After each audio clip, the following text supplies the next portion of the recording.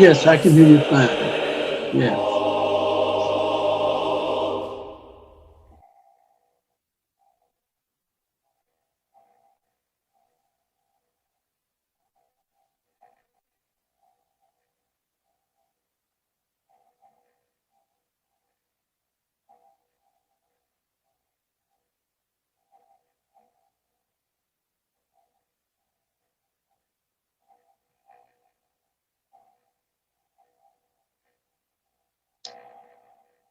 Good evening and good morning, good afternoon to everyone around the world.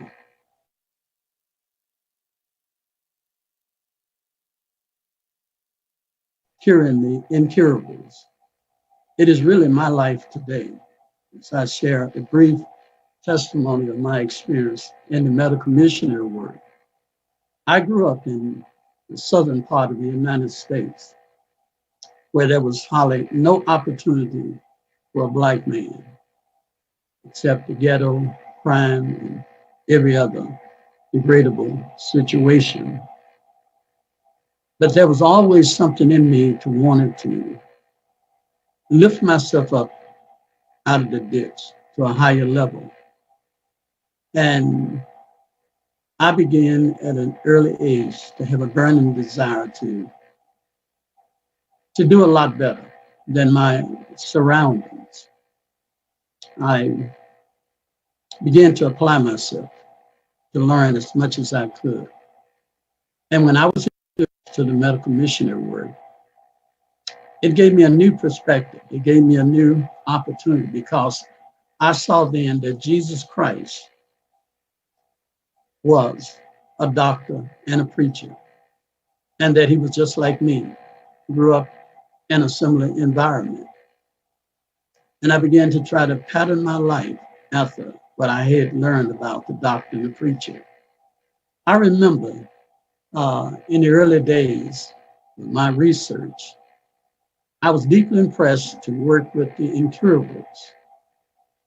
Didn't know anything about it, but I just felt the Holy Spirit was directing me in that direction. And I wanted to take on some easier cases, but it seemed like the most difficult cases kept coming to me. And I became deeply impressed that if I would apply myself to understand these very life-threatening conditions, there'd be a fillable labor everywhere for me. So we're going to look at curing the incurables. And I want to warn you, some of the pictures may be somewhat graphic to some of you, but that's been my life. My life has not been easy with a little high blood pressure, a little diabetes, a little arthritis. The most incurable diseases have came to me. And God has blessed me to understand how to work with these problems. It is no intellect of my own, but it's only a free gift from God.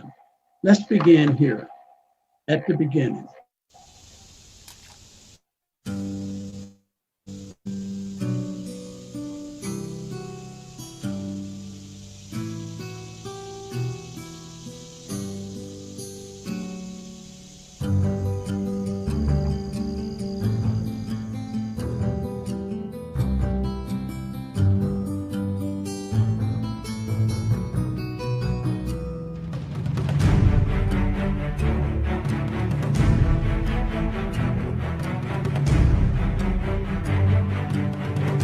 That's exactly how you got to do it.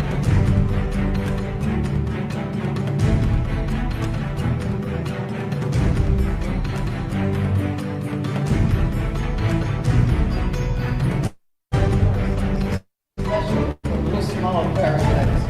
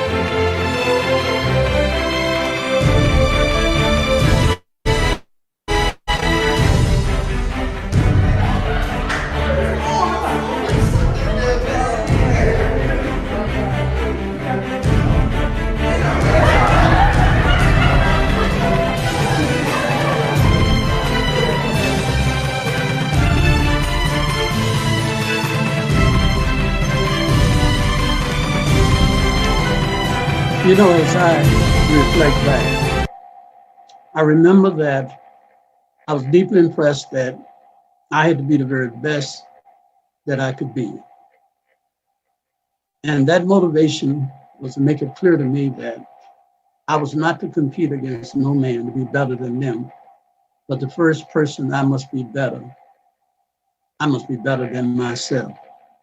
So every day I would get up and I would compete against myself to be better today than I were yesterday. That has been my motto. And with all of my students, I've encouraged them to be the very best, not to compete or be a rival against no one else but yourself. Always seek to improve yourself and your condition. If we hope to wear the crown, we must expect to bear the cross. I know when people hear about medical missionary work and hear about the medical work, they see all the glamour. They see the lectures, the seminars. They see all the accolades, and they are excited about that because people notice them. People want to hear them. People want to be with them. Many times they want to just open your brain up and extract all the knowledge out of you. That's maybe to some degree, but the reality of it is, if we hope to wear the crown, we must expect to bear the cross. In other words, there is a lot of low points. There's a lot of sadness. There's a lot of tears. There's a lot of effort and pain and sorrow in this work. And you must be prepared for it. We can learn that from Jesus Christ. He became a man of sorrow. Sorrow filled heaven as it was realized that man was lost and that the world which God had created was to be filled with moral doom, to misery, sickness, and death. There was no way of escape for the offender. The whole family of Adam must die. I saw the lovely Jesus and beheld an expression of sympathy and sorrow upon his countenance. This man of life was by no means one of our choosing. God called us in our poverty and led us through the furnace of affliction to give us an experience which should be of great worth to us, an example to others who should after follow and join us in labor. Our master was a man of sorrow.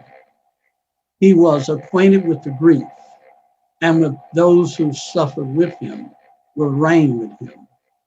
When the Lord appeared unto Saul in his conversion, he did not propose to show him how much good he should enjoy, but what great things he should suffer for his name. Suffering has been a portion of God's people from the days of the martyr of Abel. The patriarchs, they suffered for being true to God and obedience to his commandments. The great head of the church suffered for our sake. His first apostles and the primitive church suffered. The million of martyrs suffered. The reformers, they suffered. And why should we, who have the blessed hope of immortality, to be consummated at the soon appearance of Christ, shrink from a life of suffering? Were it possible, my dear brothers and sisters, to reach the tree of life in the midst of paradise of God without suffering, we would not enjoy so rich a reward for which we had not suffered, but we would shrink back from the glory. The shame would seize us in the presence of those who have fought the good fight and had run the race with patience and had laid hope on eternal life. None will be there who have not, like Moses, chose to suffer affliction with the people of God. The prophet John saw the multitude of the redeemed and inquired who were there. The prompt answer came, these are they which came out of great tribulation and have washed their robes and made them white with the blood of the Lamb. Christ suffered on our account, beyond our comprehension. And we should welcome trials and suffering on our own account, Christ's sake, that we may overcome as Christ also overcame and be exalted to the throne of our Redeemer. Let us consider the life and the suffering of our precious Savior in behalf, and remember that if we are not willing to endure trials and toils and conflict, if we are not willing to be partakers with Christ in his suffering, we shall not be found, we shall be found unworthy of the seat upon his throne. Suffering is a part of this work. And this is the aspect of it that most of us don't want to know about. We don't want to look at all the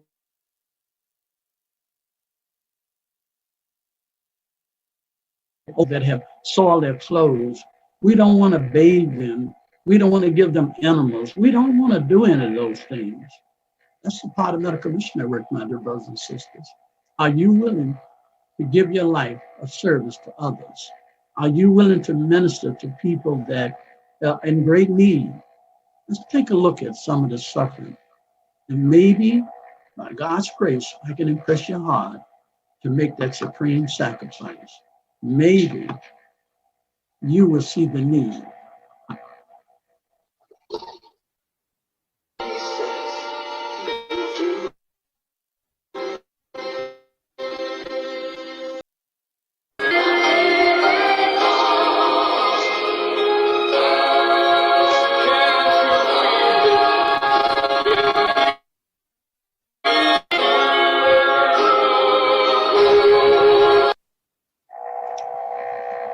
You know, my life is a life of miracles because every day I'm working with somebody fighting and praying for a miracle. And I'm praying right along with them. Some of the most incurable diseases has come to me in the last 50 years.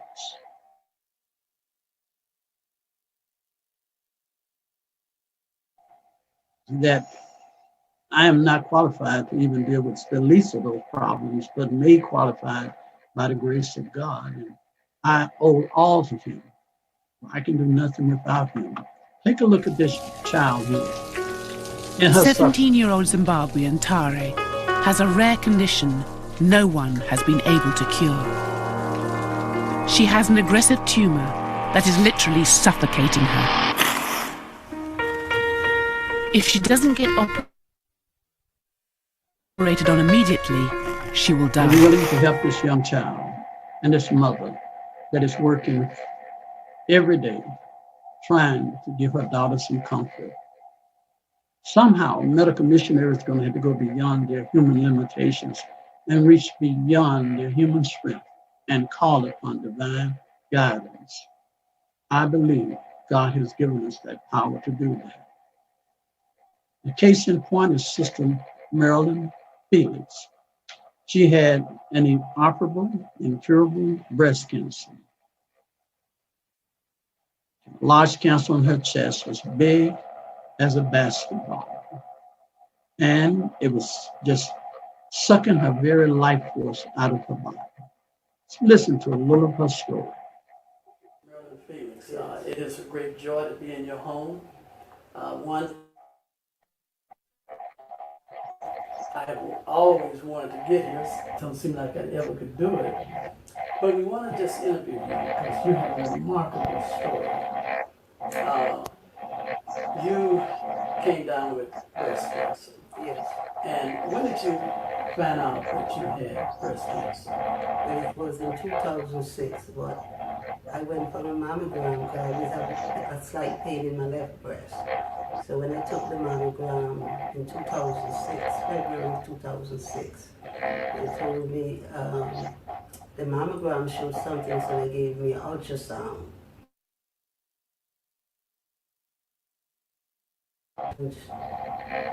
If it's not painful, don't worry about it, because every woman get it. So I just let it be, and I find it was growing, constantly growing.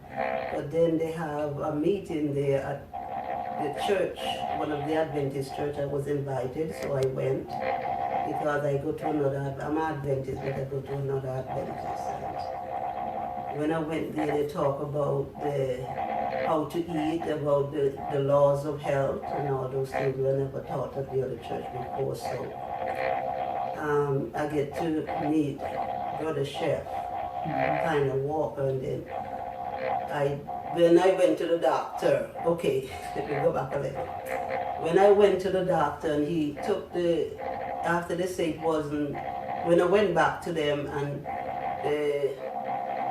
the surgeon, he said it felt like a cyst too, so he sent me to get a test for them to pull it out, to take it. Sister Felix was trying to work with the medical system to surgically remove this large tumor from her body. The tumor became so infected and so large that she was suffering from septic toxemia. Rotten tissue was absorbing back in her bloodstream. They refused to remove the tumor. She heard about me from another brother named Lanier Walker.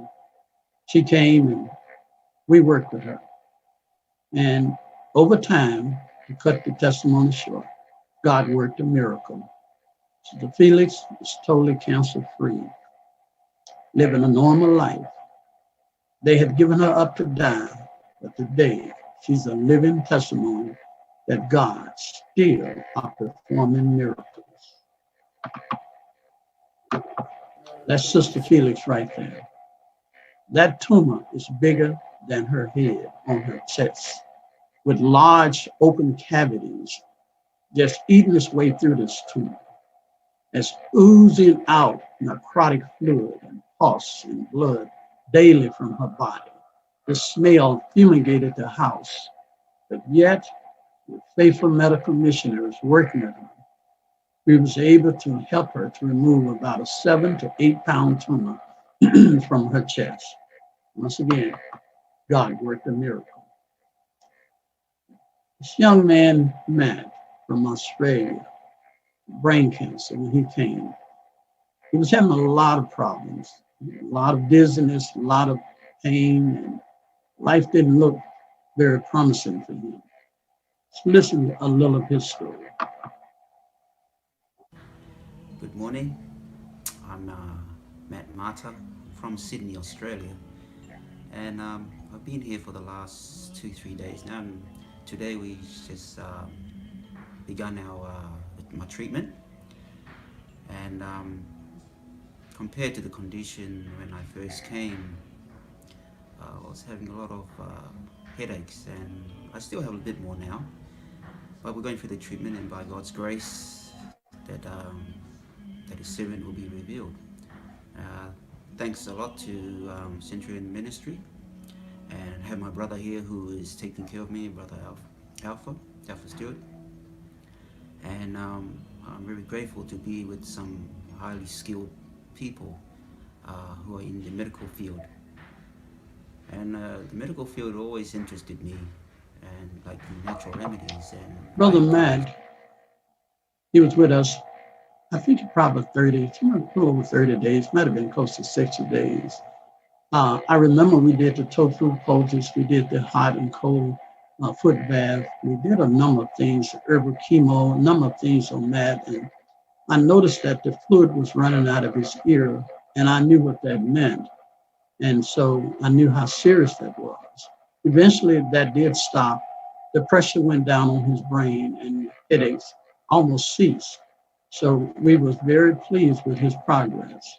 He's still in the fight.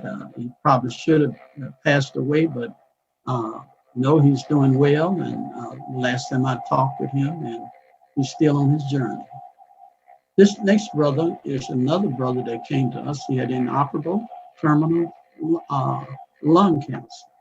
Hear his story. Good evening. My name is Linton Moulton. I am from Irvington, New Jersey. I'd like to share a testimony with you, but before I get started, I'd like to share this two passages. Brother Moulton, he had inoperable lung cancer, and doctors really had no hope for him except chemo. therapy. He came, spent about 30 days with us. We ran him through an aggressive program to reduce the size of his tumor in his lungs, to open up his bronchial tubes, to help him respirate. Knowing the chemical mechanism of herbs and diet and hydrotherapy, detoxing and cleansing, we was able to be of a tremendous help to him. He left being very pleased, and he felt God had blessed him. And he has a wonderful testimony how God has really delivered him from the pits of death and has spared him to live this life for his glory and his honor. There are many things we can do for pain, and this pain could be anywhere from tumors pressing in the lungs to it could be necrotic pain, nerve pain, it could be bone pain. We can do many things to help that by making certain pain salves, which still the pain by interfering or blocking the nerves that transmit pain signals. We can apply these salves and do a very good job, even compete against codeine and morphine and oxycodone to really do a wonderful job without all the adverse side effects of pain. There's also some natural pain herbs we can use like Jamaican dogwood, passion flower, kava kava, passion flower, and many other very powerful. Turmeric is another very good pain herbs that we can use. And we do that along with hydrotherapy, detoxing, and cleansing. These things can be used in faith and can do a wonderful job in helping people, especially if they have any type of lung problem, wheezing and coughing and chest pain, repeated coughing. You can make all type of lung tonics made from different respiratory herbs and vitamins. And these things can help a person relax their bronchial tubes so that they don't be so congested. We can also reduce the amount of mucus that is causing congestion in the lungs by applying hot and cold compresses. We can also use an infrared light shine to the chest and the back, and by putting a garlic plaster over the chest and the back area and shooting some infrared lights through the garlic plaster, we can really relax those bronchial tubes. These are just a few things that has been of a tremendous help. Also, another thing is learning to see, observing your person you're working with. Look at them. The body will tell you what's wrong with them. In this case, as you look at these fingertips of this person, you can see there's clubbing of the fingers. That clubbing is a sign that there's a respiratory problem, a lung problem, a heart congested problem. Knowing that, it helps us to be able to approach this condition in a very systematic way. This young girl here came to us, and she's a dear friend of ours. She had triple negative breast cancer. And that is one of the most difficult breast cancers it is to deal with. I'll let you listen to a little of her story. Okay. I would like for you to introduce yourself. My name is Trish, and I'm 32 years old, and I'm originally from Jamaica, and I live in Texas. I'm here in Tennessee doing treatments. Okay. I would like to get a little bit of you. What brought you here? In December of last year, I was diagnosed with breast cancer, triple negative breast cancer, one of the most aggressive. And so she was diagnosed with triple negative breast cancer, which means that this type of cancer would not respond to the traditional treatments like hormonal therapy. It just won't do that. I heard too, it won't do that. These type of approaches have no effect on triple negative. So we had to study ways to boost that immune system and allow her body natural defense mechanism to help her overcome this problem. And she did. It was a very successful approach in dealing with her. This is another case of a girl who had stomach cancer, inoperable stomach cancer. She was from South America, and they want to take her whole stomach out. Listen to a little of her story.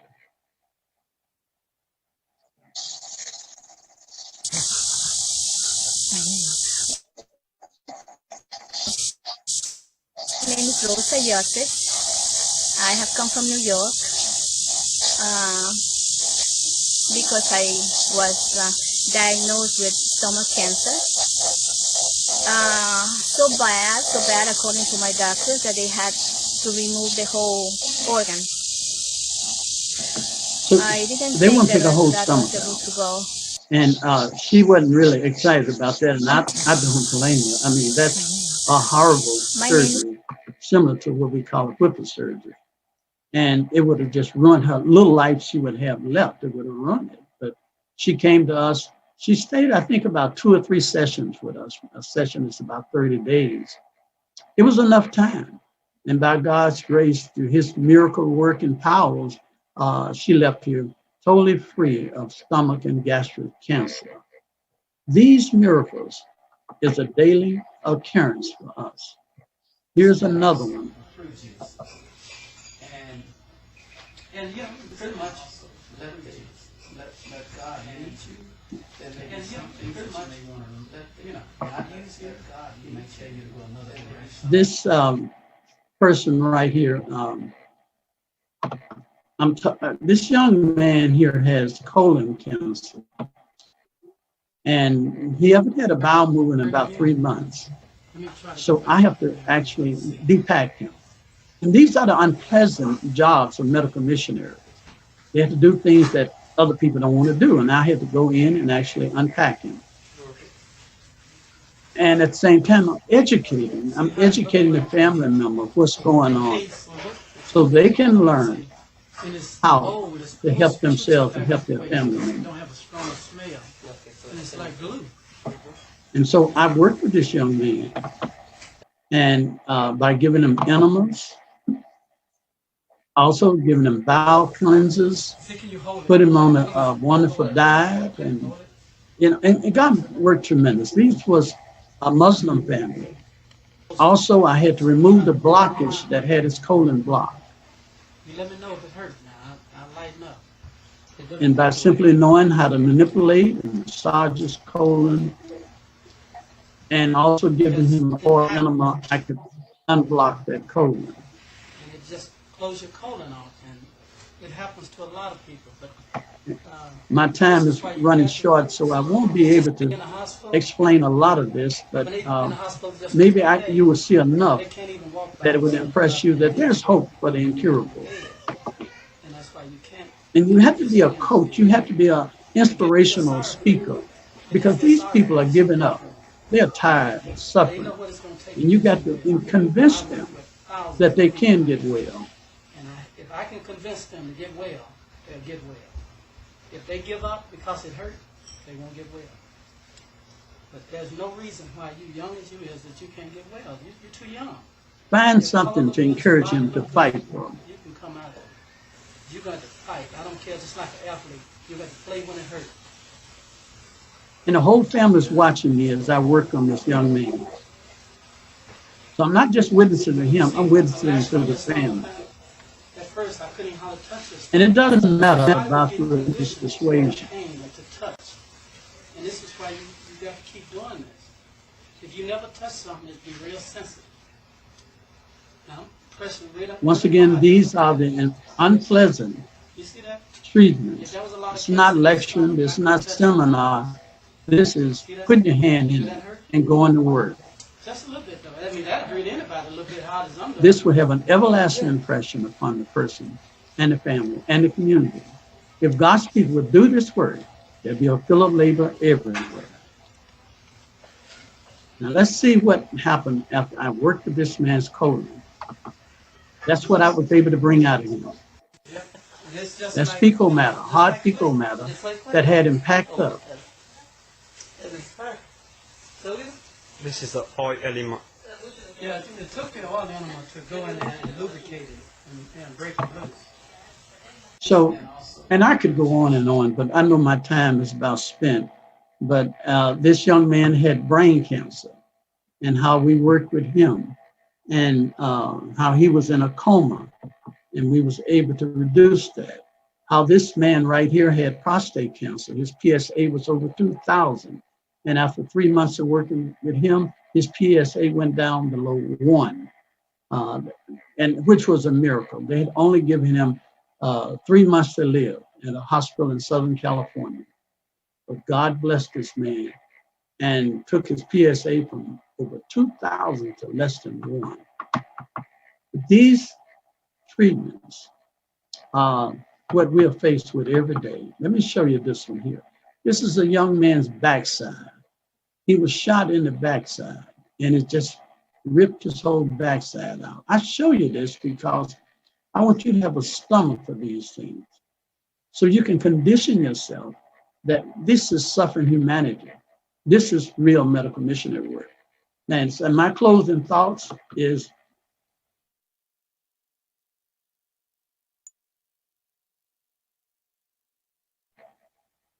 they will find freedom from all wants and difficulties. But all who take up their cross to follow Christ come to the Rephidim in their experience. Life is not all made up of green pastures and cooling springs. Disappointments overtake us, privation comes, circumstances occur that brings us into difficult places. As we follow in the narrow way, doing our best as we think, we find that grievous trials come to us. We think that we must have walked by our own wisdom far away from God. Conscience stricken, we reason that if we had walked with God, we would not have suffered so. But of the old, the Lord led his people to the Rephidim, and he may choose to bring us there also in order to test our faithfulness and loyalty to him. In mercy to us, he does not always place us in the most easiest places. But if he did, in our self-sufficient, we would forget that the Lord is our helper in time of necessity. So as you go forth to work with others, remember, there's no case God is not familiar with. There's no suffering he have not experienced. And that when you reach your limitation, lean on the strength of our precious Savior. He will give you the wisdom and the grace. May God bless you and keep you. Thank you.